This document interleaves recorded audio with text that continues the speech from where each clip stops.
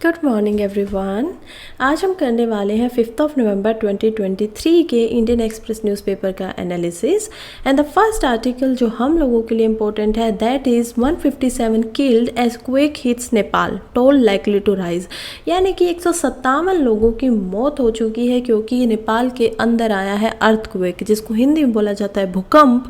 और कहाँ पे आया है वो आप देखिए, नेपाल का मैप यहाँ पे आपको दिखेगा कि ये जो नेपाल है जो कि इंडिया के बॉर्डर से लगता हुआ है, जहाँ पे लखनऊ यूपी के साथ इसकी बाउंड्री जो है लगती है। हिमालय के शिवालिक या जो शिवालिक रेंज है हिमालय की जो सबसे नीचे वाली रेंज है उसमें हमें दिखाई देता है नेपाल लोकेटेड। उसी की जो आप वेस्टर्न साइड चलेंगे आप यहाँ पे आप मान सकते हैं सेंट्रल हिमालय इधर हो गया, काठमांडू हो गया है इधर ईस्टर्न हिमालय में, और वेस्टर्न यानी कि पश्चिमी हिमालय। तो वेस्टर्न जो नेपाल है, सॉरी नॉट हिमालय, वेस्टर्न जो नेपाल है उसके अंदर 2 डिस्ट्रिक्ट के अंदर इस भूकंप के कहर को देखा जा सकता है। एक का नाम है जजरकोट एंड दूसरे का नाम है रुकम वेस्ट। तो ये जो डिस्ट्रिक्ट हैं 2, इनके अंदर 157 लोगों की डेथ हो चुकी है। ऑलमोस्ट 200 से ज़्यादा लोग ऐसे भी हैं जो अभी घायल कंडीशन में है, जिनकी मौत तो नहीं हुई है लेकिन घायल है, सीवियरली घायल है। यहाँ पे आप देख पाएंगे कि कैसे ये जो आर्मी के पर्सनल है, आर्मी के जो लोग हैं वो लोग आए हुए हैं इंजर्ड लोगों को निकालने के लिए। और इससे ज़्यादा हम इसके बारे में बात कर लेते हैं कि जो मैग्नीट्यूड था यानी कि जितनी शक्ति के साथ भूकंप आया था वो था 6.4 मैग्नीट्यूड। अब ये क्या होता है, 6.4 का जो मैग्नीट्यूड होता है इसको हम नापते हैं रिक्टर स्केल के ऊपर। और इसके ऊपर क्या होता है कि अगर आप किसी ऐसे एरिया में रहते हैं जहाँ की पॉपुलेशन थोड़ी ज़्यादा है, यानी कि हाईली डेंसली कोई पॉपुलेटेड एरिया वहाँ पे है, तो इसमें वहाँ पे ये नुकसान ज़्यादा पहुँचाएगा। लेकिन अगर आप कहीं पे ऐसी जगह पे हैं जहाँ पे पॉपुलेशन उतनी ज़्यादा नहीं है, जनसंख्या जो है वो उतनी ज़्यादा नहीं है, तो वहाँ पे नुकसान भी आपको इसका इतना ज़्यादा देखने को नहीं मिलेगा, क्योंकि ये आता है मॉडरेट की रेंज में कि नुकसान तो पहुँचाएगा लेकिन सिर्फ उन्हीं जगहों पर जहाँ पे जनसंख्या ज़्यादा है, ठीक है, और घर आसपास बने हुए हैं। तो ये सब वहीं पे मतलब जनसंख्या ज़्यादा है तो रेशो भी ज़्यादा निकल के आएगा, सीधी सी बात है। इसके अलावा मैं अर्थक्वेक के ऊपर आपको कुछ और बातें बता देती हूँ कि अर्थक्वेक बनता कैसे है। तो अर्थक्वेक बनने के 2-3 कारण होते हैं। सबसे पहला और जो सबसे इम्पोर्टेंट कारण माना जाता है उसको बोलते हैं प्लेट टेक्टोनिक थ्योरी, ठीक है। यानी जो अर्थ के ऊपर टेक्टोनिक आएगा, अर्थ के ऊपर अर्थ के नीचे, यानी हम लोग कहाँ पे रहते हैं, अर्थ के वो सबसे ऊपर वाले पार्ट पे रहते हैं, उसके जो नीचे है सरफेस के नीचे वहाँ पे बहुत सारी प्लेट्स हैं, और वो प्लेट्स जब एक दूसरे के साथ टकराती हैं तब जाके अलग अलग फॉर्मेशन हमें देखने को मिलती है। मोस्टली वर्ल्ड में अभी बड़ी बड़ी 7 ही प्लेट्स हैं।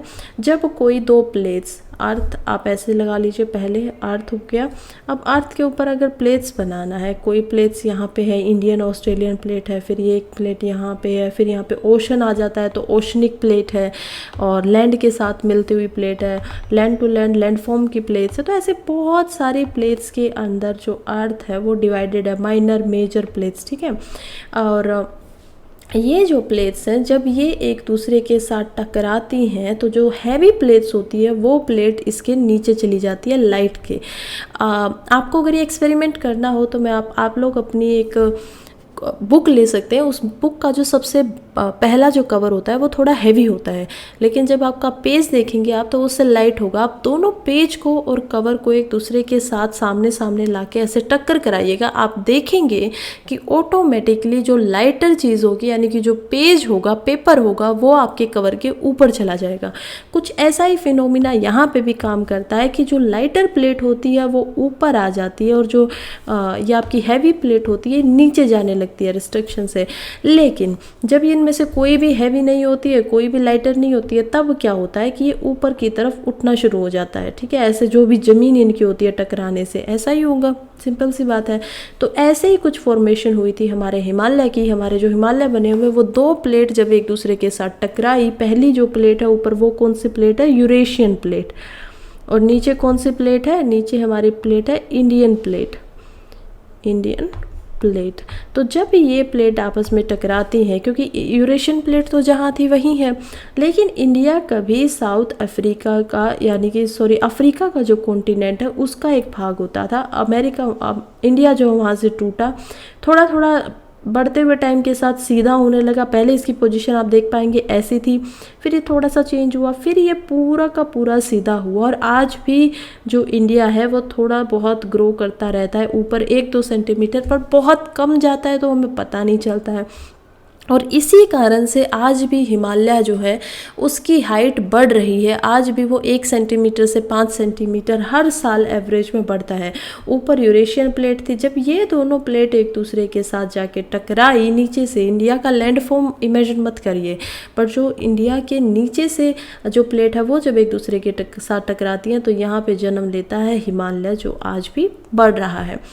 ऐसी ही ये जो प्लेट्स हैं, तो ये भूकंप का कारण क्या था? इस भूकंप का कारण मोस्टली सिर्फ यही हो सकता है कि जब यूरेशियन प्लेट और इंडियन प्लेट दोनों एक दूसरे के साथ ऐसे टकरा रही हैं यहाँ पे, तो फिर से कोई ना कोई वाइब्रेशन हुई होगी अंदर। और कहाँ पे वाइब्रेशन होती है? अर्थ का जो अंदर का पार्ट है वहाँ पे होती है, जहाँ पे वाइब्रेशन होती है अर्थ पे। ये सरफेस मान लीजिए आप, यहाँ पे आप मान लीजिए मेंटल का एरिया, और मेंटल में जब ये होते हैं तो इसको बोला जाता है एपिसेंटर। अब ये एपिसेंटर होगा। वाइब्रेशंस क्या करती हैं? वाइब्रेशन 2-3 तरीके की निकलती हैं। पहले निकलती है प्राइमरी वेव्स, ठीक है। प्राइमरी वेव्स क्या होती है कि वो नीचे की तरफ भागती हैं, इधर भी जाती हैं, इधर भी जाती हैं, ऊपर भी आने की कोशिश करती हैं।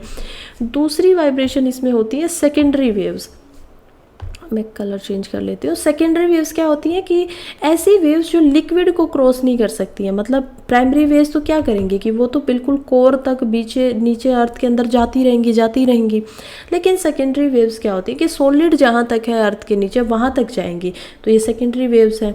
और यहाँ पे जब थर्ड जो वेव होती है, जो कि सबसे ज़्यादा इम्पोर्टेंट है भूकंप के लिए, वो होती है प्राइमरी वेव्स। वो आती हैं, मतलब वो सिर्फ सरफेस पे ही चलती हैं, वो नीचे जाती ही नहीं है, वो डायरेक्टली ऊपर आती हैं इधर की तरफ, और इसी के कारण ये बहुत स्पीडली सरफेस पे पहुँच जाती हैं और पूरे सरफेस को या तो ये ऐसे ऐसे हिलाने लगती हैं कि वो मतलब आपने कभी ना कभी अपने जीवन में भूकंप को एक्सपीरियंस जरूर किया होगा, अर्थक्वेक को एक्सपीरियंस जरूर किया होगा, तो आपको समझ में आएगा कि उसमें वो वाइब्रेशन होती है तो बिल्डिंग्स हिलती कहती है, या तो वो ऐसे आगे पीछे होंगी या फिर वो साइड टू साइड वाइब्रेट करेंगे। और इन्हीं की वजह से यहाँ पे जो एपिसेंटर आपको दिखा है, सेम इसके ऊपर होता है फोकस। ज़मीन के ऊपर, सरफेस के ऊपर अगर हम देखेंगे तो यहाँ पे नीचे जहाँ से भूकंप शुरू हुआ है उस पॉइंट को बोलेंगे एपिसेंटर, और जो ऊपर जहाँ पे पहुँच गया है इसे बोलेंगे फोकस। तो ये फोकस एरिया होता है, यानी कि ये कहीं भी हो सकता है। ये जो जजारोक्त की डिस्ट्रिक्ट है यहाँ पे कहीं पे ऊपर ये फोकस एरिया आपको मिलेगा देखने में। तो ये था फ्राइडे को ये आया था, और आई थिंक इतना ही हमारे लिए इम्पोर्टेंट है कि कैसे आते हैं पेपर में, किस में इम्पोर्टेंट है, जीएस प्रीलिम्स में तो इम्पोर्टेंट है ही, उसके अलावा ये मेंस का जो पेपर GS1 होता है, GS1, उसके अंदर इम्पोर्टेंट हो जाता है ज्योग्राफी के पोर्शन में, क्योंकि यहाँ पे आपको ज्योग्राफी मिलनी चाहिए, human world geography, Indian geography, economic, physical, हर चीज़ें आनी चाहिए। इसके अलावा ये हमारे GS पेपर जो 3 है उसके अंदर भी इम्पोर्टेंट हो जाता है डिजास्टर मैनेजमेंट में, कि आपका कोई डिजास्टर आ गया है, अब उसको मैनेजमेंट कैसे करें, तो आपको पता ही नहीं होगा अर्थक्वेक आता कैसे है, क्या चीज़ें हैं, तो फिर अब वही बात है। तो ये 2 पेपर के हिसाब से इम्पोर्टेंट हो जाता है UPSC की तैयारी में। और चलिए हम पढ़ते हैं अब नेक्स्ट पेपर के, नेक्स्ट हमारा जो आर्टिकल है उसकी तरफ। तो ये सोसाइटी के ऊपर एक आर्टिकल आया हुआ है। पहले इसकी मैं आपको रिलेटिव बता देती हूँ कि इम्पोर्टेंट क्यों हो जाता है। इम्पोर्टेंट ये आपका होगा सोशल जस्टिस के अंदर, और सोशल जस्टिस किस में आता है? UPSC पेपर GS2 के अंदर। GS पेपर 2 जो है वो आपसे बात करता है कि सोशल जस्टिस के बारे में बात करिए, कि न्याय जो है वो एक तरफ से हर किसी के साथ होना चाहिए। हो सकता है मेंस में इससे सवाल बन जाए। चलिए अब आर्टिकल की तरफ बढ़ते हैं और बिल्कुल देखते हैं कि आर्टिकल है किस बारे में। यहाँ पे एक स्टडी की गई है, मैं आपको बताऊंगी किनके द्वारा ये स्टडी की है, लेकिन आर्टिकल क्या है वो देख लेते हैं कि कैसे। आर्टिकल का नाम है filing FIRs to getting convictions legal process stacked against women study. तो स्टडी की गई है जिसमें 4 लाख से ज़्यादा FIR को पढ़ा गया है, जो कि हरियाणा से इसका डाटा लिया है। ठीक है, तो हरियाणा से 4 लाख FIR जितनी भी हुई हैं 2015 से लेके 2023 तक की अभी उनके पूरे के पूरे डाटा को यहाँ पे लिया गया, उनकी स्टडी की गई है। सिर्फ एफआईआर की स्टडी नहीं की है, बल्कि ये एफआईआर कितनी कोर्ट्स तक पहुँची हैं उनकी भी पूरे का पूरा अध्ययन किया गया। और उसके बाद ये रिकॉर्ड निकाला गया कि कैसे जो पुलिस स्टेशन है या जो ऑथर है, जो कि खुद एक औरत है और वो लंदन स्कूल ऑफ इकोनॉमिक्स में एक प्रोफेसर हैं, लंदन स्कूल ऑफ इकोनॉमिक्स, और वहाँ पे जब ये इस स्टडी को करती हैं तो वो कैसे बताती हैं कि औरतों के साथ कहीं ना कहीं जो एफआईआर होती हैं या जो पुलिस का जो पूरा का पूरा प्रशासन काम करता है लोअर लेवल पे, फर्स्ट, और एफआईआर होती क्या है, तो एफआईआर होती है first information report. First information report, although ऐसा नहीं है कि आपसे कहीं पे पूछ लेंगे ऐसा, बट जस्ट पता होना चाहिए। आप लोग एडमिनिस्ट्रेशन में जाना चाहते हो तो बहुत छोटी सी चीज़ है। तो ये होती है फर्स्ट इंफॉर्मेशन रिपोर्ट। और इसमें ऑथर का कहना है कि कैसे ये कहीं ना कहीं जो औरतें हैं उनके लिए डिस्क्रिमिनेटरी हैं, यानी उनके साथ यहाँ पे भेदभाव होता है। ऑथर कैसे इस बात को साबित करेंगी वो हम देखते हैं अभी आगे। तो ऑथर बताती हैं, यहाँ पे सेकंड पेज से आर्टिकल फिर से शुरू होता है कि कैसे जो बहुत सारी लेडीज़ होती है ना, वो सिर्फ आप 4 लाख में से सिर्फ 9% ऐसा एफआईआर है जो सबसे पहले लेडीज़ ने करवाई है, औरतों ने करवाई, यानी कि उनका जो एफआईआर कराने का या केस करने का पहले ही जो लेवल होता है वो बहुत कम होता है, ठीक है। उसके अलावा इनमें से भी क्या करते हैं कि बहुत सारी लेडीज़ को, क्योंकि वहाँ पे पुलिस स्टेशन के अंदर वेटिंग टाइम ज़्यादा दिया जाता है कि जहाँ पे आपको एवरेज कोई आदमी अगर वेट करने के लिए गया है एफआईआर करवाने के लिए तो एवरेज 7 घंटे का वहाँ पे टाइम है, लेकिन जब वहाँ पे कोई वुमन जाती है तो वो टाइम बढ़ के सभी एफआईआर के निकालने के बाद, एनालाइज करने के बाद 9 घंटों का निकलता है। उसके अलावा दिनों में भी बात की जाए तो दिनों में भी जहां एक आदमी की 28 दिन की एवरेज आपको यहाँ पे मीन दिखाई देगा, वहाँ पे एक औरत के केस को चलने के लिए आपको एवरेज 69 डेज से लेके 113 दिनों तक का यहाँ पे मीन दिखाई देगा। फिर सेकंड चीज़ ये है कि बहुत सारी जो लेडीज़ हमारी एफआईआर कर भी देती हैं आगे बढ़ के, तो वो कुछ समय के बाद जो केसेस हैं उनको वापस ले लेती हैं, बहुत जल्दी वापस ले लेती हैं, क्योंकि ज़्यादातर उनके केसेस होते हैं वायलेंस के ख़िलाफ़, यानी कि डोमेस्टिक वायलेंस जो होता है, जो घर पे कोई भी उनके साथ वायलेंस करता है, उनके पति हो सकते हैं, उनके रिलेटिव हो सकते हैं, डोमेस्टिक अफेयर के अंदर जो भी वायलेंस होता है उसके खिलाफ वो केसेस को लिखवाती हैं और उसके बाद वो लोग अपना जो एफआईआर्स हैं उनको वापस ले लेते हैं, ये बात कहते हुए कि मतलब ठीक है, हीट ऑफ द मोमेंट था कि उस टाइम पे हमें ऐसा लगा करना चाहिए, लेकिन अब हम ऐसा इस केस को आगे रखना नहीं चाहते, वापस लेना चाहते हैं। तो ये कुछ कंपोनेंट्स है बहुत जो मोस्ट ऑफ द एफआईआर के जो आपका जो वो है उसमें देखने को मिला है।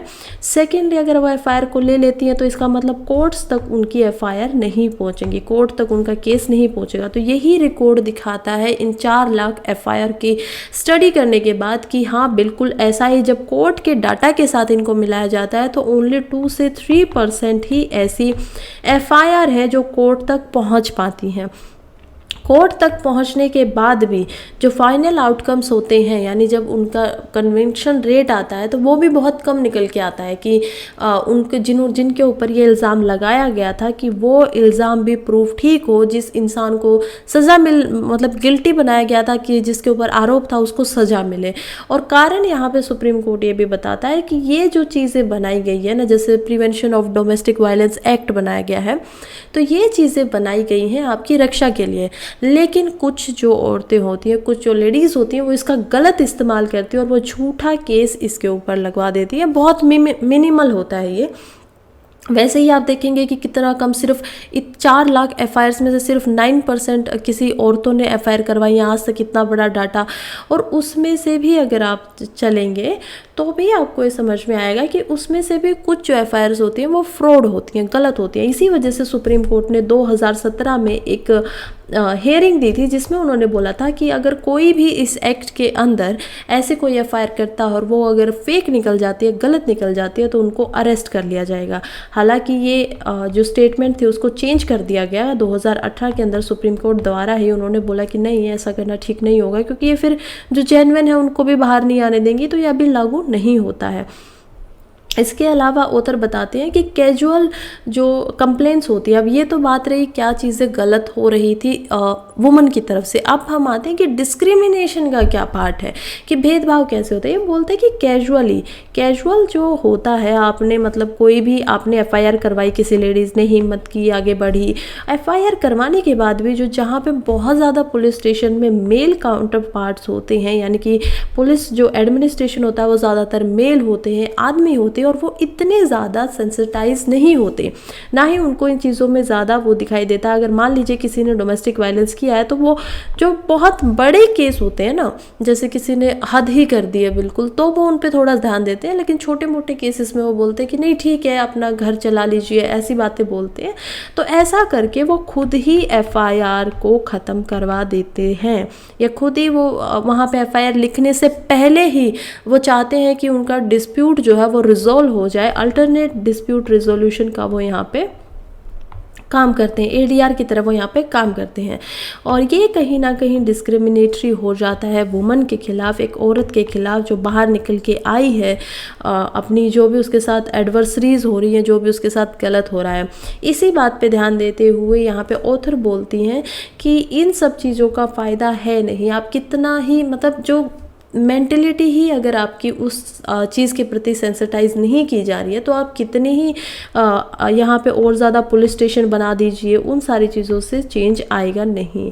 हालांकि ये भी नहीं बताती है कि चेंज आएगा किन चीज़ों से, तो उसके लिए मुझे लगता है कि मेरा खुद का ओपिनियन है कि मेंटलिटी जब आप ट्रेन करते हो पुलिस ऑफिसर्स को, या अवेयरनेस फैलानी पड़ेगी सोशल जस्टिस को बनाए रखने के लिए, क्योंकि जब ट्रेनिंग में ही अगर उनको सिखा दिया जाता है ज़्यादा अच्छे तरीके से, या उनके बार बार सेशंस लिए जाते हैं कि हर एक साल में आप लोगों को एक सेमिनार के अंदर आना पड़ेगा और ये आपके लिए कंपलसरी होगा, मैंडेटरी होगा अटेंड करना, तो उस समय पे उनको बार बार अगर बताया जाए कि क्या करना उचित है, कैसे आप लोगों को फैसला लेना है, तो मेरा मानना है कि अगर 100 में से 2 इंस्पेक्टर जो हैं या पुलिस एडमिनिस्ट्रेशन जो, उनके ऊपर भी ये बात समझ में आती है, तो भी कहीं ना कहीं ये जो फ़ायदा है वो किसी न किसी को ज़रूर मिलेगा।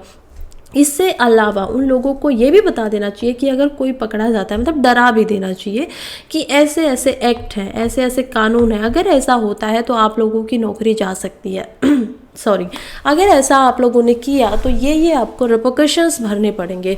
तो वहाँ पे भी कहीं ना कहीं ये 2 तरीके से काम हो सकता है, एक हो सकता है परसुएशन के तरीके से, और दूसरा हो सकता है थ्रेट के तरीके से, या डेंजर से, या फिर डर जो बोलते हैं। तो ये 2 ही तरीके इंसान के पास होते हैं किसी से कोई काम करवाने के लिए, उचित तरीके से उससे काम करवाने के लिए।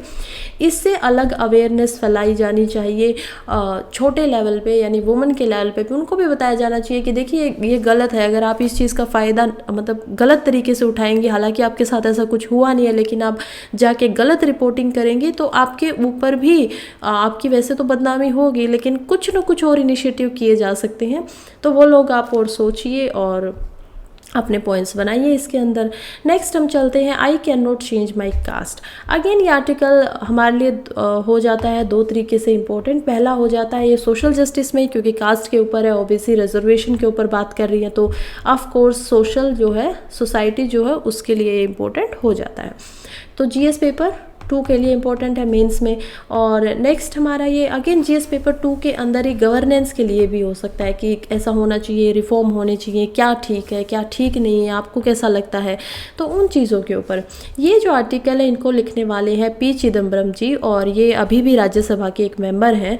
तो यहाँ पे ये कुछ पॉइंट्स बताते हैं, ये बताते हैं कि कैसे जो कास्ट और रिजर्वेशन है वो हमारे कॉन्स्टिट्यूशन ने ही उसको प्रिजर्व किया हुआ है, यानी कि कॉन्स्टिट्यूशन ये अधिकार देता है कि जो अंडर प्रिविलेज पर्सन है, यानी जो जिनको प्रिविलेज उतना नहीं मिला है, उन लोगों को सोशली, इकोनॉमिकली, एजुकेशनली, ये 3 कैटेगरीज ज़्यादातर देखी जाती हैं रिजर्वेशन प्रोवाइड करने के बाद। एजुकेशनली यानी शिक्षा में उन लोगों के पास इतनी ज़्यादा ज्ञान नहीं मिल पाया है, सोशली समाज में वो लोग पिछड़े हुए हैं और समाज ने उनको कहीं ना कहीं एक बहुत लंबे समय तक दबा के रखा है। और उसके अलावा हम बात करते हैं इकोनॉमिकली कि इकोनॉमिकली भी वो लोग इतने ज़्यादा सक्षम नहीं हैं। तो जब ये 3 चीज़ें होती हैं, जब ये 3 तरीके होते हैं, तब कॉन्स्टिट्यूशन का जो आर्टिकल 15 है और आर्टिकल 16 13 है वो इस बात की गारंटी देता है कि ठीक है, हम आपको रिजर्वेशन यानी कि आरक्षण प्रोवाइड करवाएंगे, देंगे, ताकि आप लोग आने वाले कुछ समय में समाज के एक ऐसे पायदान पे आ जाए कि आप लोगों को इससे पीछे ना रखा जाए। आप लोगों को भी जो, देखिए इसमें दो चीज़ें आ जाती हैं, पहली आती है इक्वालिटी, ठीक है, कि सबको इक्वल रखा जाए, और दूसरी होती है इक्विटी। इसमें क्या होगा कि पहली के अंदर तो सबको, कोई अमीर है कोई गरीब है, इररिस्पेक्टिव सबको एक जैसा चीज़ें दी जा रही है, ठीक है। आप लीजिए फॉर एग्जांपल 10 रुपये किसी को दे रहा है कोई, तो वो ये नहीं देख रहा है कि उन 10 रुपयों की किसी को ज़रूरत है ही नहीं, क्योंकि उसके पास पहले से ही 100 रुपये हैं, और किसी के पास 1 रुपया भी नहीं है तो उसको उन 10 रुपये की बहुत ज़्यादा ज़रूरत है, या उसको 20 रुपये की ज़रूरत है। शायद 100 वाले का काम बिना उन 10 रुपये के लिए चल सकता था, लेकिन वो इररिस्पेक्टिव कि किसको कितनी ज़रूरत है सबको एक जैसा देगा। और इक्विटी पे बात आती है कि वो जिसके पास 100 रुपये हैं उसको नहीं दे रहा है कि ठीक है आप अपना काम आराम से चला सकते हैं, लेकिन जिसके पास एक भी नहीं है वो उसको 20 दे रहा है कि चलिए आप थोड़ा बहुत तो आगे आइए ना, जितना ज़रूरत है उस हिसाब से तो खाइए, आपका फैमिली है, आप उनका काम देखिए। तो ये होता है रिजर्वेशन, 3 चीज़ों में मिलता है। अभी हमें पता है मुद्दा चल रहा है, मराठा लोग जो है महाराष्ट्र में, वो मराठा कम्युनिटी रिजर्वेशन की डिमांड कर रही है, आरक्षण की डिमांड कर रही है। उसी के बीच में जो महाराष्ट्र के चीफ मिनिस्टर हैं, डेप्यूटी चीफ मिनिस्टर हैं, उनका नाम है मिस्टर फडणवीस। तो फडणवीस जो है वो खुद एक मराठा कम्युनिटी के मेंबर है, और उन्होंने एक स्टेटमेंट दिया है कि इरिस्पेक्टिव ऑफ मैं यहाँ पे मेरी क्या पोजीशन है जो भी है, लेकिन मैं अपनी कास्ट, मैं अपनी जाति को तो नहीं बदल सकता ना, उनकी ऐसी स्टेटमेंट आई है।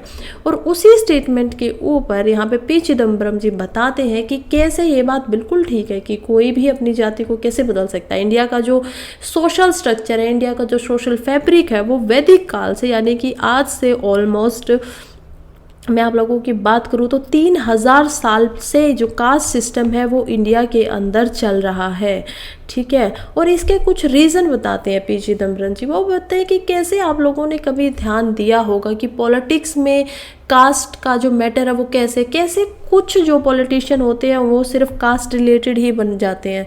और नाम नहीं ले रहे हैं तो मैं भी नहीं लेना यहाँ पे उचित समझती हूँ। आप लोगों को कोई ना कोई याद जरूर आया होगा कि कौन ऐसा लीडर है जो अपनी पूरी पॉलिटिक्स, जो अपनी पूरी की पूरी राजनीति है वो कास्ट बेस्ड यानी कि जाति के ऊपर ही करता है। कुछ ऐसे लीडर हैं जो पॉलिटिक्स में है लेकिन उनकी कास्ट के ऊपर कोई ध्यान नहीं देता है, कोई फ़र्क नहीं पड़ता वो किस कास्ट से है, किसी को नहीं पता, उन्होंने कभी ऐसा कुछ किया ही नहीं। इनमें यहाँ पे ऑथर एग्जांपल देते हैं जैसे गांधी जी। क्या किसी को पता है कि गांधी जी की कास्ट क्या थी? फिर बात आ जाती है नेहरू जी की, जवाहरलाल नेहरू की। फिर बात आती है क्या सुभाष चंद्र जी की जो कास्ट है वो किसी के लिए मायने रखी? या फिर जो डॉक्टर राजेंद्र थे जो कि हमारे फर्स्ट प्रेसिडेंट भी रहे हैं, क्या उनकी कास्ट जो है वो मायने रखती थी? तो ये सब कुछ ऐसे नेता हुए हैं जिनकी कास्ट सोसाइटी के लिए मायने नहीं रखती थी, क्योंकि इन लोगों के लिए खुद ऐसी जो चीज़ सोचना वो अपमानजनक थी। वो लोग सोचते ही नहीं थे इन चीज़ों के बारे में, वो बहुत ऊपर उठ चुके थे। अब यहाँ पे ऑथर बोलते हैं कि कास्ट के स्ट्रक्चर के अंदर 2-3 प्रॉब्लम्स है कि कास्ट का स्ट्रक्चर लगातार टूट क्यों नहीं रहा है। तो वो कहते हैं कि सबसे बड़ी प्रॉब्लम जो यहाँ पे देखने को मिलती है कि अगर मान लीजिए प्रेजेंट जो कास्ट का स्ट्रक्चर है वो ख़त्म कर दिया जाए तो अब उसके बाद में आगे बढ़कर उसके जगह पे लेके क्या आए, ऐसा कोई सेकेंडरी ऑप्शन है नहीं। तो इसी वजह से कास्ट स्ट्रक्चर इतने सालों से चल भी रहा है और ख़त्म करके कुछ नहीं है तो काम चल जाएगा, कुछ लोगों का ऐसा भी मानना होगा। लेकिन क्यों काम नहीं चलेगा? क्योंकि कास्ट का जो स्ट्रक्चर है वो इसीलिए आज तक मजबूत है क्योंकि कुछ लोग, ये कुछ समुदाय जो हैं वो एक दूसरे के साथ खड़े होते हैं। जब वो आपको किसी चीज़ की ज़रूरत है, जब आपको बहुत सारे लोगों की ज़रूरत है, तो आपके अच्छे में, आपके बुरे में, आपके साथ खड़े होने वाले ज़्यादातर लोग कौन होंगे? जो आपकी कास्ट से बिलोंग करेंगे। आप दुख में हैं या फिर आप कुछ सेलिब्रेट कर रहे हैं तो वो ज़्यादातर। और जो लोग अंडर प्रिविलेज है यानी कि जिनके पास ज़्यादा संसाधन भी नहीं है, जो सोसाइटी के पायदान में ज़्यादा ऊपर नहीं खड़े हैं, उन लोगों के लिए कास्ट स्ट्रक्चर और ज़्यादा इम्पोर्टेंट हो जाता है क्योंकि उनके पास और खुद की इतनी ज़्यादा पावर नहीं है कि वो लोग उस जो जाल है वो जो आगे बढ़ सके। तो वो लोग इकट्ठा बन के रहना चाहते हैं। आपने देखा है ना कि समुदाय, हमेशा कहा गया है कि एकता में ही आप लोग चलेंगे तो उसी में शक्ति है, एकता बना के रखिए। तो ऐसी सब स्टेटमेंट यहाँ पे उन लोगों के ऊपर ज़्यादा मायने रखती हैं। नेक्स्ट यहाँ पे ऑथर बोलते हैं कि ठीक है, गलत बात है, बिल्कुल ऐसा नहीं होना चाहिए। कुछ लोगों ने ऐसा भी प्रमोट किया था कि कास्ट से अलग हटके हम कुछ और ऑर्गेनाइजेशन बनाते हैं, जैसे खुद में पीपल सेंट्रिक एक ऑर्गेनाइजेशन, गांधी जी ने एक ऐसा एक्सपेरिमेंट किया था, गांधी जी ने ऐसा बनाया था, एक्सपेरिमेंट भी क्या किया था, लेकिन उनकी मौत के बाद वो जो स्ट्रक्चर था वो टूट गया। और उसका एग्जाम्पल क्या है? उसका एग्जाम्पल है जो साबरमती आश्रम है। क्या है? साबरमती आश्रम अहमदाबाद के अंदर। तो उसको बहुत सारे चैलेंजेस फेस करने पड़े हैं गांधी जी के मृत्यु के बाद, तो यहाँ पे वो चीज़ें नहीं चल पाई। अब ये कहते हैं कि ये जो कास्ट का, ये जो जाति का पिंजरा है, इससे बचा कैसे जा सकता है। तो ऑथर यहाँ पे बताते हैं कि कुछ स्टेप्स किए जा सकते हैं कि आप इस कास्ट के पिंजरे से बाहर निकल सकते हो। ठीक है, आप बदल तो नहीं सकते, और शायद इसको ख़त्म कर पाना भी इतना ज़्यादा आसान नहीं है, क्योंकि डॉक्टर अंबेडकर जी ने बहुत यहाँ पे, डॉक्टर अंबेडकर जी जो है उन्होंने बहुत कोशिश की है ये सब करने की, और वो एक अपना लेक्चर लिख के गए हैं जिसको वो देना चाहते थे लेकिन दे नहीं पाए, जिसका नाम था annihilation of caste. Annihilation of caste वो उन्होंने प्रिपेयर किया था। और एनालिसिस क्या होता है कि जड़ से ख़त्म कैसे कर सकते हैं, उन्हीं के कुछ पॉइंट्स यहाँ पे ऑथर भी बताएंगे। लेकिन वो कहते हैं कि शायद इसको एनहिलिएट करना इतना आसान है नहीं, लेकिन हम फिर भी इससे बच सकते हैं। कास्ट को तो ख़त्म नहीं कर सकते, लेकिन कास्ट की आइडेंटिटी को कमज़ोर जरूर बनाया जा सकता है कि तो वो कैसे? पहला स्टेप तो ये हो सकता है कि जो भी इंसान इस केस से बचना चाहता है वो अपने कास्ट के नाम या सरनेम को लगाना बंद कर दे। ऐसा अगर उसका कोई भी सरनेम है जिससे पता चल जाता है कि उसकी कास्ट क्या है, ज़्यादातर इंडिया के अंदर सरनेम से ही पता चलता है, आपको पता चल जाएगा, कोई शर्मा है तो ब्राह्मण है, कोई और है तो मतलब ऐसे ही कास्ट से हम लोगों को पता चल जाता है कि ठीक है ये इनकी कास्ट मतलब कि है क्या, सरनेम से ऐसा पता चल जाता है। तो अगर आपको इस पिंजरे से छूटना है तो आप अपने सरनेम को छोड़ दीजिए जो आपकी कास्ट को डिनोट करता है, और कोई ऐसा सरनेम अगर आपको लगाना ही है तो न्यूट्रल लगा लीजिए जिससे फ़र्क नहीं पड़ता। वो कोई भी एवरेज इंसान इंडिया में कर सकता है। अगर आपको कोई भी डॉक्यूमेंट्स बनाना है और उसमें आपकी कास्ट पूछी जा रही है तो आप मना कर सकते हो कि नहीं, मैं अपनी कास्ट रिवील नहीं करना चाहता। हाँ, इरिस्पेक्टिव अगर आप जाने ही गए हो कि कास्ट सर्टिफिकेट बनवाने के लिए, आरक्षण के लिए, तो वहाँ पे तो नहीं कर सकते फॉर श्योर। लेकिन अगर कोई और ऐसा डॉक्यूमेंट्स है जहाँ पे आप नहीं इंडल्ज करवाना चाहते तो वहाँ पे ऐसा किया जा सकता है। सेकंड ऑथर बताते हैं कि मुझे वो लोग बहुत अच्छे लगते हैं जो इंटरकास्ट मैरिज कर रहे हैं, वो लोग बहुत फॉर्चुनेट लगते हैं, क्योंकि इंटरकास्ट मैरिज वाले क्या होते हैं, बहुत भाग्यशाली ऑथर उनको मानते हैं कि उनको इस कास्ट के जंजाल से आज़ादी मिल जाती है, वो लोग 2 कास्ट में चले जाते हैं। लेकिन मेरी राय थोड़ी सी यहाँ पे अलग है, क्योंकि इंडिया के सिनेरियो में इंटरकास्ट शादी करने के बाद भी जो लड़की होती है उसकी कास्ट को प्रेफरेंस नहीं दी जाती है, और जो लड़का होता है उसको उसी के पैराडिगम के अंदर मान लिया जाता है, यानी कि उसको खुद से फिर से वो एक कास्ट का स्ट्रक्चर बन जाती है, फिर से उनके बच्चे एक कास्ट का स्ट्रक्चर बन जाते हैं। तो आई डोंट थिंक कि ये इतना ज़्यादा ठीक है, या फिर हो सकता है कि मुझसे समझने में कुछ कमी हो गई है। मैं कहीं पे समाज के ऐसे पार्ट पे आती हूँ जहाँ मैंने ऐसी चीज़ें देखी हैं। नेक्स्ट हम चलते हैं कि इंटरफेथ मैरिज, कि इंटरफेथ मैरिज के उससे तो और ज़्यादा, क्योंकि देखिए यहाँ पे ये भी है, शायद कहीं पे ऑथर का ये भी मानना है कि समाज की नज़रों में कास्ट टूटे ना टूटे, लेकिन उन लोगों की नज़रों में जिन्होंने इंटरकास्ट की मैरिज की है, शादियाँ की हैं, जिन्होंने इंटरफेथ मैरिज की है, यानी धर्म के अलग अलग धर्मों में शादियाँ की है, तो उनके अनुसार ये चीज़ मानी जा सकती है कि उनके दिमाग के अंदर कास्ट जो एक बहुत बढ़िया चीज़ था वो ऑलरेडी कमज़ोर हो चुका है।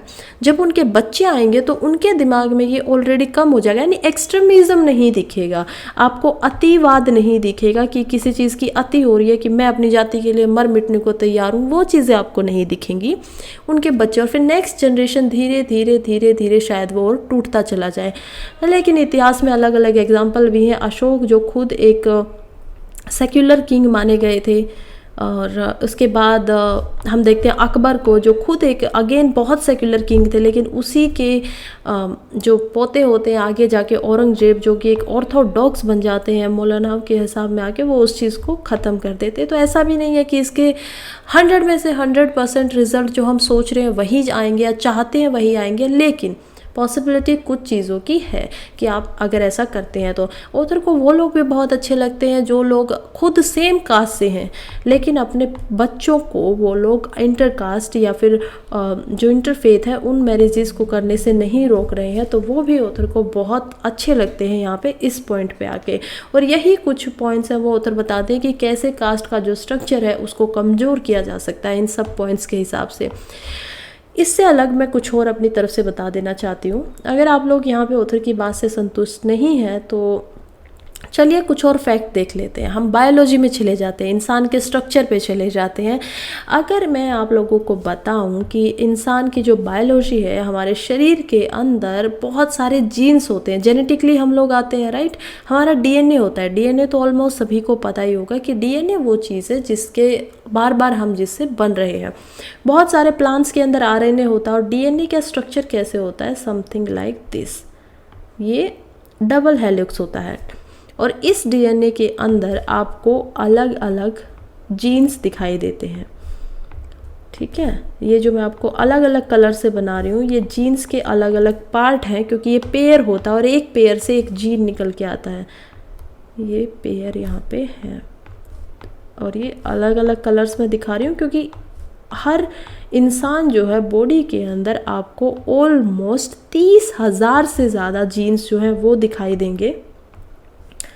तो ये जो है ये जीन्स हैं, ठीक है। और 30,000 से ज़्यादा एक सेल के अंदर एक इंसान के जीन होते हैं, यानी जिसके अंदर इंफॉर्मेशन होती है कि आपका रंग कैसा होगा, आपकी आँखें कैसी होंगी, आपका मतलब सब कुछ चीज़ों के बारे में इनमें इंफॉर्मेशन होती है। यहाँ पे डीएनए के अंदर ये जीन मिलता है और ये जो जीन है इसको मतलब कि अलग से निकाल लिया गया। आरएनए कुछ इस शेप में होता है और डीएनए है वो एक हमारे सेल के अंदर होता है और वो कभी भी सेल से बाहर नहीं निकलता है, इसीलिए वो आरएनए को बनाता है और आरएनए का काम होता है कि वो जाके प्रोटीन बनाए। और हमें पता है कि ह्यूमन बॉडी के अंदर प्रोटीन जो होता है वो सबसे इम्पोर्टेंट चीज़ है क्योंकि वही हमारे हर चीज़ को बनाता है। वो हमारे सेल्स को बनाता है, वो हमारी जो एंजाइम्स होते हैं खाना पचाने के लिए, किसी भी चीज़ के लिए, वो उन चीज़ों को बनाता है।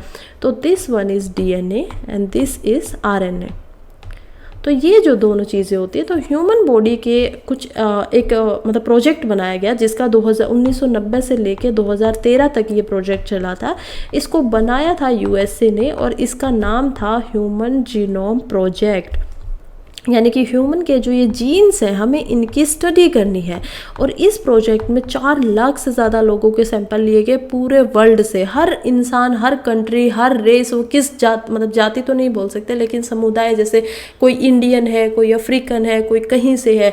और इसी को देखते हुए इंडिया में भी ये प्रोजेक्ट बनाया गया क्योंकि इंडिया में ऐसा माना गया कि शायद जो इंडियन रिप्रेजेंटेटिव था उनका वहाँ पे कम लिया गया था लोगों की। तो इंडिया में भी यहाँ पे 40,000 से ज़्यादा लोगों का डीएनए जो है लिया गया है इस प्रोजेक्ट के अंदर। ये इंडिया का प्रोजेक्ट होने वाला है जो 2026 में निकल के आएगा। अब इस प्रोजेक्ट के अंदर कुछ हम लोगों को रिजल्ट देखने को मिले और इस प्रोजेक्ट जो सबसे बड़ा रिजल्ट था वो ये आया कि सभी जो ह्यूमंस हैं, आज हमारी स्पीशीज़ का क्या नाम है, होमो सेपियंस। होमो सेपियंस, हमसे पहले भी बहुत सारी स्पीशीज़ आई हैं। होमो इरेक्टस आया है, होमो हेबोलस आया है और उन सब से आगे बढ़ के आज के समय पे हम समझदार इंसान यानी कि होमो सेपियंस का हमें दर्जा मिला हुआ है।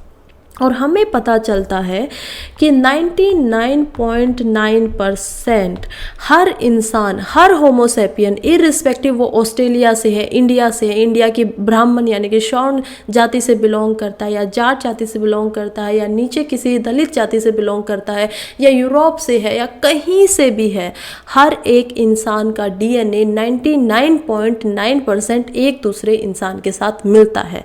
तो ये बात हमें पता चली है, यानी कि हर इंसान में, वो गोरा है, वो अंग्रेज है, वो इंडियन में साउथ इंडिया से है, वो साउथ अफ्रीका से, कहीं से भी है, उसका 99.9% डीएनए एक दूसरे के साथ मिलेगा। सिर्फ 0.1% डीएनए ऐसा है जो एक दूसरे से अलग है, ठीक है। और हमारी बॉडी के अंदर ऑलमोस्ट 30,000 जीन्स होते हैं, 30,000, जिसमें ये पूरी की पूरी इन्फॉर्मेशन होती है। तो आप सोचिए कि सिर्फ 0.1% के हिसाब से हम इतना ज़्यादा डिस्टिंग्विशमेंट कर देते हैं किसी के अंदर कि नहीं तुम ठीक नहीं हो, हम ठीक है, ये है वो है। तो ये आप लोगों को क्या दिखाई देता है कि ये प्रकृति ने बनाया हुआ है, ये कहीं ना कहीं समाज में कुछ लोगों ने अपना दर्जा ऊपर बनाने के लिए, पावर को ऊपर रखने के लिए सोसाइटी ने बनाया। जैसे कि कॉलोनियलिज्म बनाया गया था। वो लोग क्या कहते थे, अंग्रेज जब इंडिया के अंदर आए थे तो उनका बोलना ये था कि इंडिया के जो लोग हैं वो बहुत ही अभद्र टाइप के लोग हैं, मतलब इनको कुछ नहीं पता, ये इनको सिविलाइज लोग नहीं है ये। और ये तो हमने वाइट मैन बर्डन इसको बोला जाता था कि ये तो हमने अपने सर के ऊपर एक बर्डन ले लिया कि हम लोग इनको आगे शिक्षित कर रहे हैं, हम लोग इनको आगे जीना सिखा रहे हैं, हम तो एक पुण्य का काम कर रहे हैं। लेकिन क्या ये सच्चाई थी? उन्होंने हमें लूट के खा लिया सिर्फ इस चीज़ के लिए कि उनकी जो होम कंट्री है ब्रिटेन जो है वो ज़्यादा सक्सेसफुल रहे, लेकिन फिर भी वो दिखाते कुछ और थे। उसी तरीके से मैं आप लोगों के ऊपर छोड़ रही हूँ ये बायोलॉजी का पूरा डाटा बताने के बाद कि जो प्रकृति ने इंसान को दिया है उसके बाद क्या ठीक है क्या गलत है, अब आप लोगों के ऊपर मैंने छोड़ रही हूँ। नेक्स्ट हम चलते हैं नेक्स्ट आर्टिकल की तरफ, जो कि है गाज़ा विल अफेक्ट कश्मीर, लिखा गया है तवलीन सिंह के द्वारा। खैर ज़्यादा आर्टिकल में कुछ भी नहीं है, ये बताती है कि कैसे ये कश्मीर में गई थी अभी 370 के बाद हटने के ऑलमोस्ट 1 साल बाद, और इन्होंने वहाँ पे कितना बदलाव देखा है। जहाँ पहले कश्मीर में लिखा जाता था कि इंडियंस डॉग्स गो बैक, यानी तुम भारतीय जो वो डॉग्स जैसे हो और यहाँ से वापस चले जाए, ऐसे दीवारों पे लिखा मिलता था। आजकल वैसा कुछ भी नहीं है। लोगों के साथ इन्होंने बातें की जो कि खुद वहाँ पे मुस्लिम इनके कैब ड्राइवर थे, और लोगों के साथ भी इन्होंने इंटरव्यू किया, बातें की। वहाँ पे इनको आर्म्स दिखाई नहीं दिया, हथियारों से बंद लोग दिखाई नहीं दिए, और वो उन्होंने बताया कि उनको फ़र्क ही नहीं पड़ता कि 370 हट गया है, यानी कि वो लोग इस चीज़ से खुश हैं। तो वो लोग खुश होकर ये भी बताते हैं कि कैसे जो आर्मी के ऑफिशियल्स हैं जो कि कम हो गए हैं पहले से ज़्यादा, और वो लोग उनकी सुरक्षा के लिए ही वहीं पे है, प्रोटेक्शन के लिए वहाँ पे है। तो ये कहीं ना कहीं बदलाव वहाँ पे देखने को मिला है। लेकिन फिर भी एक पॉइंट यहाँ पे ऑथर जो वो उठाते हैं कि कैसे वहाँ के जो मौलानाज हैं उन्होंने फ्राइडे की जो उनकी प्रेयर्स होती हैं मस्जिद के अंदर, उन्होंने ये ऐलान किया है कि कोई भी गाजा से रिलेटेड बातें ना करे, ऐसा उनका बोलना है। लेकिन हिंदुस्तान के जो और मुस्लिम हैं उनकी सिंपथी, उनकी कहीं ना कहीं हम लगा सकते हैं कि वो लोग सिंपथी जाहिर करते हैं, वो लोग उनको अपना मानते हैं। पैलेस्टाइन के जो अरबिक जो लोग हैं जो खुद एक में मुस्लिम हैं, उन लोगों के साथ वो सिंपथी रखते हैं। लेकिन कश्मीर भी इनका बोलना है कि ज़्यादा समय तक इस सिंपथी को रोक नहीं पाएगा, क्योंकि ऑलमोस्ट वहाँ पे 9,500 लोगों से ज़्यादा की डेथ हो चुकी है। बार बार इसराइल हमला कर रहा है, और ये लोग जो भारत का मुसलमान है वो मानता है उनको एक कॉलोनियल जैसा, अंग्रेजों जैसा, जैसे अंग्रेजों ने यहाँ पे आके अपना दबदबा बनाया था इंडिया के अंदर, वैसे ही कुछ दबदबा इसराइल बिना वजह से उन लोगों की ज़मीन पे जाके और उन्हीं के ऊपर बना रहा है और उनके ऊपर अत्याचार कर रहा है। नेक्स्ट हम चलते हैं इकोनॉमी के ऊपर। इकोनॉमी में कुछ ज़्यादा आज के आर्टिकल में था नहीं, संडे का आर्टिकल एक्सप्लेन्ड कुछ है नहीं, एडिटोरियल पेजेस नहीं है, तो ठीक है, इतना हम लोगों को सेटिस्फाई अपने आप को इतने में ही करना पड़ेगा। SBI post 8.03% rise in Q2 profits on net interest income boost. तो SBI का जो Q2 का प्रॉफिट है वो बढ़ गया है। क्यों बढ़ गया है? 8.03% से इसको देखा जा रहा है बढ़ोतरी हो रही है, यानी कि ज़्यादा लोग जो है वो खर्च कर रहे हैं, लोन ले रहे हैं, ज़्यादा पैसा डाल रहे हैं। तो कैसे इनकम क्यों बूस्ट हो रही है? तो यहाँ पे 2-3 रीजंस दिए गए। एक तो यही है कि ठीक है, मतलब जो मार्केट की GDP है वो भी बढ़ रही है, और सेकेंड है कि फेस्टिव सीजन आ गया है, और फेस्टिव सीजन की वजह से लोग जो है वो ज़्यादा खर्च कर रहे हैं, स्पेंडिंग अपनी बढ़ा रहे हैं। तो एक ये यहाँ पे रीज़न है। तो अभी यहाँ पे हमें क्या सीखना है? यही पता ही होता है कि फेस्टिव सीजन आता है तो लोग ज़्यादा चीज़ें खरीदते हैं, कपड़े खरीदते हैं, मिठाइयाँ खरीदते हैं, या फिर फैमिली का जो स्ट्रक्चर है वो बदल जाता है। भाई जो होते हैं वो अपनी बहनों के घर जाते हैं। खर्च जो है एक कॉमन मैन के जीवन में वो बढ़ जाता है त्योहारों के टाइम पे, तो इसलिए SBI को इसमें प्रॉफिट हो रहा है। नेक्स्ट हम चलते हैं वर्ल्ड पेज के ऊपर, और यहाँ पे हमें पता चलता है again Nepal injured shifted to foothills में बी सेंट टू इंडिया। तो इंडिया के अंदर जो लोग, मैंने आप लोगों को बताया था कि 199 लोगों से ज़्यादा घायल हो चुके हैं, और वो लोग वहाँ के 2 ही हॉस्पिटल ऐसे हैं जिनमें उनको एडमिट किया गया, लेकिन इमरजेंसी वार्ड जो है वहाँ के वो भर चुके हैं। तो इसीलिए ऐसा भी माना जा रहा है कि कुछ लोगों को नेपाल से जो लोग हैं उनको लखनऊ भेजा जा सकता है, ऐसा वहाँ के हॉस्पिटल का बोलना है, जहाँ पे मेन हॉस्पिटल के अंदर उन लोगों को रखा जा रहा है। और कुछ और बात कर लेते हैं कि अभी तक के और कैसे कैसे डेडलीस्ट अर्थक्वेक नेपाल के अंदर देखे गए हैं। तो सबसे पहले यहाँ पे एक बार 1980 का अर्थक्वेक रिकॉर्ड किया गया था, जिसका मैग्नीट्यूड सेम ऐसा ही था। इसका मैग्नीट्यूड कितना है 6.4 और उसका मैग्नीट्यूड कितना था 6.5। उसमें भी 200 लोगों की जान गई थी। इसमें कितनों की गई है 150 या 157 लोगों की जान यहाँ पे जा चुकी है। और इसके अलावा अगस्त 1988 में वहाँ पे एक हमें अर्थक्वेक देखने को मिला था, जिसका मैग्नीट्यूड था 6.9 और उसके अंदर ऑलमोस्ट 1000 से ज़्यादा लोगों की मौत हुई थी। 2015 में फिर से एक अर्थक्वेक आता है नेपाल के अंदर, जो कि अब की बार थोड़ा ज़्यादा भयानक है, क्योंकि इसका मैग्नीट्यूड है 7.8। और मैंने आप लोगों को पहले ही बताया कि रेक्टर स्केल के ऊपर जो मैग्नीट्यूड 7.2 से या 7 से ही ऊपर हो जाता है वो बहुत ज़्यादा खतरनाक माना जाता है कि अब ये ज़्यादा लोगों की मौतें होंगी, ज़्यादा चीज़ें हिलेंगी, बिल्डिंग्स ज़्यादा गिरेंगी, तो ज़्यादा मतलब नुकसान जो होगा वो भारी मात्रा में होगा, बड़ी मात्रा में होगा। तो यहाँ पे देखा गया था कि 9000 से ज़्यादा लोगों की डेथ जो है वो हो गई थी इस समय पे। और फिर 2000 मतलब अप्रैल में यहाँ पे 7.8 मैग्नीट्यूड का आता है। फिर 2015 में मई में सिर्फ आप लोगों को बताऊं तो सिर्फ 1 महीने के बाद ही दोबारा से एक मतलब कि अर्थक्वेक आता है, जिसमें फिर से 200 लोगों से ज़्यादा लोगों की मौत हो गई थी। फिर 10 नवंबर 2022 को ये एक मैग्नीट्यूड आया जिसमें 5.7 का था। तो ज़्यादा मतलब मैग्नीट्यूड ही कम है तो नुकसान कम होगा, तो सिर्फ यहाँ पे 6 लोगों की मौत देखने को मिली। और अभी जो लेटेस्ट आया है, जो कि आया है 3 नवंबर 2023 को, इसमें 150 से ज़्यादा लोगों की मौत हो चुकी है। तो ये कुछ हमने देख लिया कि पास्ट में भी ठीक है ऐसे आए हैं। Next article is Blinken rejects Arab states push for cease fire will benefit Hamas. तो ये क्या कह रहे हैं कि अरब की जो स्टेट्स है ना, वो सभी की सभी स्टेट्स यूनाइटेड नेशंस के जो सेक्रेटरी हैं, जिनका नाम है एनाटोनी ब्लिंकन, उनके पास जाती है और उनको बोलती है कि सीज फायर करवाइए, आप जो ये हमला चल रहा है इसको बंद करवाइए। हमास के इतने ज़्यादा लोगों का यहाँ पे डिस्ट्रक्शन हो रहा है, मर रहे हैं, मौतें होती हैं, फर्टिलिटीज़ देखने को मिल रही है, ये सब कुछ गलत है। तो ये उसके ऊपर मतलब प्रेशर बना रहे हैं। लेकिन फिर इसराइल के साथ खड़ा हो जाता है, अमेरिका यूएसए उनके साथ खड़ा हो जाता है। वो बोलता है कि अगर अभी हमास को छोड़ दिया गया, अगर अभी सीज फायर कर दी गई, तो हमास का जो ग्रुप है वो क्या करेगा, वो दोबारा से रीग्रुप होगा, दोबारा से बनेगा और दोबारा से हमला करेगा।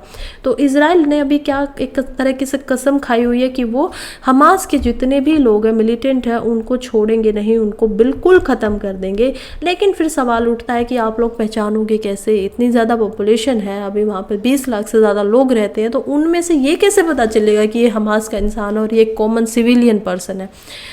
तो ये कहीं ना कहीं एक क्वेश्चन मार्क है। लेकिन जो चल रहा है वो चल रहा है, क्या किया जा सकता है। डेथ और डिस्ट्रक्शन का डाटा देख लेते हैं। इजराइल में वही पिछले 7 दिनों से 1400 लोगों की ही डेथ हुई है, प्लस मतलब कुछ सोल्जर्स की एक दो को छोड़ दे। पैलेस्टाइन का आंकड़ा फिर से बढ़ गया, 200 से ज़्यादा लोगों की पिछले 24 घंटों में मौत हो चुकी है। 9488 तक ये जो रेंज है वो पहुंच गई है। इंजरी में देखें तो वही है कि इजराइल में 5500 लोगों से ज़्यादा लोगों को इंजरी आई थी, घायल हुए थे, और 20,000 से ज़्यादा लोग पैलेस्टाइन में घायल हो चुके हैं। यहाँ पे एक स्कूल का दृश्य दिखाया गया है जिसके अंदर बहुत सारे जो इजराइल के लोग हैं उन लोगों को इकट्ठा किया गया। यूनाइटेड नेशंस का ये स्कूल था जिन्होंने शेल्टर दिया है उन लोगों को रहने के लिए, और यहाँ पे स्कूल के ऊपर भी इजराइल ने एयर स्ट्राइक कर दी है, यहाँ पे भी लोग घायल हुए हैं। आज के हम लास्ट आर्टिकल पे हमारे चलते हैं, और ये हमारा जो आर्टिकल है ये हमारे लिए इम्पोर्टेंट हो जाता है जीएस पेपर 3 के अंदर, क्योंकि न्यू टेक्नोलॉजी है। मैं आप लोगों को समझाती हूँ क्या है। जीएस पेपर 3 में इम्पोर्टेंट है, किस पार्ट में इम्पोर्टेंट है, साइंस एंड टेक्नोलॉजी में, साइंस एंड टेक के अंदर। तो क्या है न्यूज़, चलिए देख लेते हैं। कल भी डिस्कस किया था, आज थोड़ा और अच्छे से समझ लेते हैं। देखिए, how researchers made new cancer therapy affordable, कि जो कैंसर की थेरेपी है रिसर्चर्स ने उसको अफोर्डेबल कैसे बना दिया है, सवाल उठता है ये। तो ये एक कार टी सेल थेरेपी इसका नाम है, कार टी सेल थेरेपी। इसको क्या किया गया, इसको बनाया है आईआईटी बॉम्बे ने और टाटा का जो मेमोरियल हॉस्पिटल है उन दोनों ने मिलके। टाटा हॉस्पिटल लगा लीजिए कैंसर का। तो इन दोनों ने मिलके इसको बनाया है, और इसको बनाने में मतलब ये होती क्या है, चलिए इस फोटो से ही पहले समझ लेते हैं कार्ड सेल थेरेपी होती क्या है। देखिए 2 टाइप के ना ब्लड कैंसर होते हैं किसी भी मतलब इंसान को। जब उन ब्लड कैंसर के अंदर आपकी कीमोथेरेपी काम करना बंद कर जाती है, यानी कि रेडिएशन थेरेपी जिसको बोलते हैं, वो काम करना बंद कर जाती है, कोई भी मेडिसिन आपकी काम नहीं कर रही है, तब इस थेरेपी को दिया जाएगा आपकी बॉडी के अंदर। इसमें क्या किया जाएगा, आपकी बॉडी, हमने डीएनए अच्छा हुआ ऊपर समझ लिया, अब उसी से रिलेटेड यहाँ पे कुछ होने वाला है। पेशेंट को यहाँ पे क्या किया जाएगा, बुलाया जाएगा, उसके शरीर में से ब्लड लिया जाएगा, ब्लड में से जो उसका सेल है, सेल आएगा, सेल हमने ऊपर देखा, सेल के अंदर डीएनए होता है, डीएनए के अंदर कैसा होता है, बहुत सारे जीन्स होते हैं, जीन्स के अंदर हर जीन जो होता है वो 30,000 जीन होते हैं। और अगर मैं बात करूँ कि टोटल जो पेयर बनते हैं बॉडी के अंदर अलग अलग जीन के, जैसे एडेनाइन एक मतलब कि जीन के अंदर ये नाइट्रोजीनियस बेसिस होते हैं, जैसे कि एडेनाइन होता है, फिर यहाँ पे होता है ग्वानानाइन, थर्ड यहाँ पे होता है साइटोसाइन, एंड फोर्थ होता है थाइमाइन। ये जब आपस में मिलते हैं तो एक जीन का निर्माण होता है। एडेनाइन जो होता है वो ऑलमोस्ट हमेशा थाइमाइन के साथ बॉन्ड बनाता है, तो ए जो होता है वो टी के साथ बॉन्ड बनाएगा, और जो यहाँ पे जी है वो बॉन्ड बनाएगा सी इसके साथ, साइटोसाइन के साथ। तो ये होते हैं बॉन्ड, और ये बन के आगे निकल के आते हैं जीन। और ऑलमोस्ट ह्यूमन बॉडी के अंदर 300 करोड़ से ज़्यादा, वो जो प्रोजेक्ट मैंने आपको बताया ना अमेरिका ने करवाया था, बहुत सारी नेशन सभी कंट्रीज़ को मिलकर, तो 300 करोड़ से ज़्यादा ऐसे पेयर बनते हैं। उस प्रोजेक्ट में ही इस बात का खुलासा भी हुआ था। तो ये इन्हीं के अंदर, यहाँ से आपकी बॉडी के अंदर जब जीन निकाला जाएगा, जब आपके जीन्स लेंगे तो उनमें से किसी जीन को यहाँ पे तोड़ के यहाँ पे और किसी जीन का म्यूटेशन करके अलग जीन को उसमें फिट कर दिया जाएगा। आपकी इन्फॉर्मेशन जो है डीएनए की वो चेंज कर दी जाएगी, और उस जीन के साथ यहाँ पे डाला जाएगा एक प्रोटीन। ठीक है, कौन सा प्रोटीन होगा, वो DR प्रोटीन होगा 17 के नाम से। और ये प्रोटीन आपकी बॉडी को बताएगा कि कैंसर के कौन से सेल हैं और इनको मार दो। तो वो जाके बॉडी के अंदर ही, वो आपके खुद के सेल है, मतलब जैसे आपकी नेचुरली बॉडी काम करती है, वाइट ब्लड सेल होते हैं, इम्यूनिटी जो होती है वो वही सेल्स हैं, जस्ट उनके अंदर थोड़ा सा मॉडिफिकेशन करती है। अगर आपका बॉडी जो है अंदर जाके वो खुद को खुद से ठीक करना शुरू कर देगी। तो ये इस थेरेपी का नाम है। इसमें आपकी बॉडी से T सेल निकाले जाएंगे, उनको जो लैब है, इसको सस्ता रखने की कोशिश की गई, और इसमें जिस लैब का इस्तेमाल किया गया उसका नाम है इम्यूनो एक्ट लैब। ये कहाँ पे लैब है, ये IIT बॉम्बे के अंदर है, IIT बॉम्बे के अंदर है। सबसे बड़ी बात यह कि बहुत सारे डेवलप कंट्रीज़ के अंदर ये बनता था, लेकिन इंडिया के अंदर ये पहली बार पूरा मैन्युफैक्चर हो रहा है। इसकी कॉस्ट बाहर आती थी 2 से 4 करोड़ रुपए किसी भी इंडियन के लिए, लेकिन आज ये थेरेपी इंडिया में बनने के बाद इसकी कॉस्ट अभी है 40 लाख रुपए। और आर्टिकल इसी के बारे में कि इसको थोड़ा और कम करके 20 लाख तक अगर लाया जा सके तो ये शायद ज़्यादा लोग इससे फ़ायदा ले पाएंगे। तो CAR-T सेल को लैब में भेजा जाएगा, लैब में इनको CAR-T प्रोटीन इनके अंदर डाला जाएगा। मैंने बोला ना CAR प्रोटीन इनके अंदर डाल दिया जाएगा, इसको चेंज कर दिया जाएगा, आपके जो DNA का, आपके जो जीन का स्ट्रक्चर है उसमें बदलाव कर दिया जाएगा, इन्फॉर्मेशन को चेंज कर दिया जाएगा। और उसके बाद इसमें कितना टाइम लगेगा, ऑलमोस्ट 8 दिनों का टाइम लगेगा। लैब के अंदर आपका जो DNA है उसके अंदर चेंज करने में 8 दिन का समय लगेगा। उसके बाद दोबारा से इन्हीं सेल्स को, इसी खून को जिसके अंदर जिनको बदल दिया गया, आपकी बॉडी के अंदर डाल दिया जाएगा, और आपकी बॉडी के अंदर आप ये जान के बनाएंगे एंटीजेंस, यानी कि इसीलिए इनको बोलते हैं। और ये कैंसर सेल के पास ऐसे ऊपर लग जाएंगे, देखिए यही है हमारे, ऐसे ऊपर जाके उसको तोड़ देंगे, उसको कम कर देंगे, उसको डिस्ट्रॉय कर देंगे, ख़त्म कर देंगे। क्योंकि कैंसर के जो सेल होते हैं वो खुद भी प्रोटीन के सेल होते हैं, राइट। हमें पता है प्रोटीन ही हमारी बॉडी में सब कुछ बनाता है, literally everything is made by protein.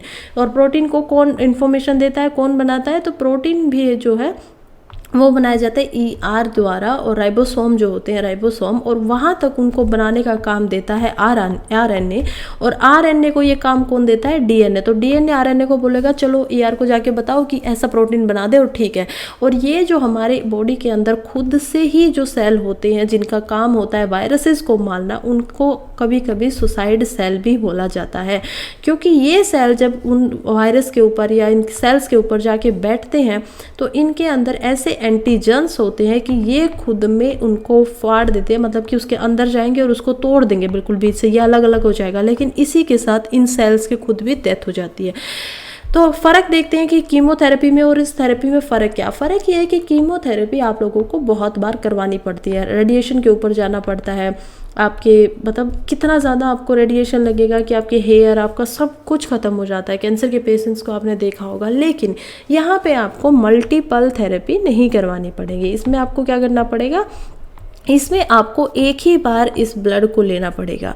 यहाँ पे उन पेशेंट्स के लिए भी है कि जिन्होंने कीमोथेरेपी करवा लिया था, एक बार ठीक हो गए, लेकिन फिर से उनको कैंसर हो गया, तो ये उन पेशेंट्स के लिए भी है कि यहाँ पे दोबारा शायद ये कैंसर देखने को ना मिले, क्योंकि ये इंडिया में अभी हुआ है, लेकिन कुछ डेवलप्ड जो नेशन है उनके पास ये थेरेपी पहले से है और ये बहुत बेनिफिशियल है। 60 से 70% जो पेशेंट्स होते हैं, यानी 100 में से 60-70 पेशेंट्स को बिल्कुल ठीक कर देती है। तो इतना इसका रिजल्ट है। सेकंड, इसके फ़ायदे क्या है, बेनिफिट्स क्या है, कि ये इसके बेनिफिट्स एक तो हमने देख लिया कि ठीक है, ठीक करता है, उससे अलग और बेनिफिट्स भी इसके हैं। जैसे पहला बेनिफिट्स है कि ये न्यूरोटॉक्सिसिटी, इसका साइड इफ़ेक्ट जो है वो बहुत कम होता है। न्यूरोटॉक्सिसिटी, तो व्हाट इज़ न्यूरोटॉक्सिसिटी? न्यूरोटॉक्सिसिटी होता है कि कोई भी, मान लीजिए आपके साथ रेडिएशन हो रहा है, कीमोथेरेपी हो रही है, उस समय पे आपके जो न्यूरॉन्स हैं दिमाग के अंदर, उन पे कितना इम्पैक्ट पड़ रहा है, आप किस चीज़ों को भूल रहे हो, कौन सा आपका दिमाग का हिस्सा खराब हो रहा है, तो वो सारी चीज़ें यहाँ पे साइड इफ़ेक्ट बहुत कम देखने को मिलते हैं, बहुत माइल्ड होता है, ये एडवर्स इफ़ेक्ट नहीं डालता है। और इससे अलावा क्योंकि ये 2 जगह पे किया जा रहा है, तो दूसरा इसका ये भी इम्पैक्ट कि आपको बार बार नहीं करवाना पड़ेगा और बार बार आपको ये कैंसर जो है वो नहीं आएगा। तो ये भी इसका एक दूसरा यहाँ पे बेनिफिट देखने को मिलेगा। और आई थिंक ऑलमोस्ट मैं आप लोगों को सब कुछ समझा ही चुकी हूँ। 2 तरीके के ब्लड कैंसर में जिन में इस्तेमाल होता है उनको देख लेते हैं। पहला जो ब्लड कैंसर है वो है leukaemia, and the second one is lymphoma. तो ये 2 तरीके के ब्लड कैंसर है जिसमें ज़्यादातर इसका इस्तेमाल होगा। रिसर्चर्स का कह रहा है कि शायद इसमें कुछ और भी काम किया जा सकता है। जब इनके 20 सेल लग जाते हैं तभी इन पे काम होता है, कि जैसे कि न्यूरो सर्जरी के लिए भी इनका इस्तेमाल हो सकता है, जो कि होता है न्यूरोब्लास्टमा। यानी कि जो न्यूरोब्लास्टमा नाम का कैंसर है, जो कि न्यूरॉन्स का, नर्व सेल्स का कैंसर होता है, तो उसमें भी इसका इस्तेमाल किया जा सकता है। हालांकि अभी तक ऐसा हुआ नहीं है, लेकिन ऐसा हो सकता है, रिसर्चर्स का ऐसा मानना है। तो जब ये होगा तब हम देखेंगे।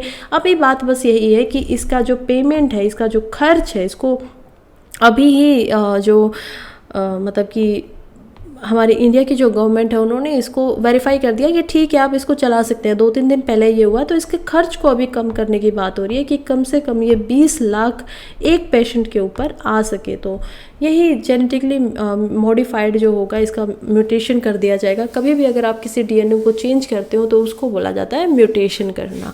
और यहीं पे आज हमारा न्यूज़पेपर होता है ख़त्म। आई थिंक आप लोगों के लिए इन्फॉर्मेबल होगा और कुछ काम आएगा, कुछ नॉलेज आपकी बड़ी होगी इससे। So thank you so much for being here and have a very good day.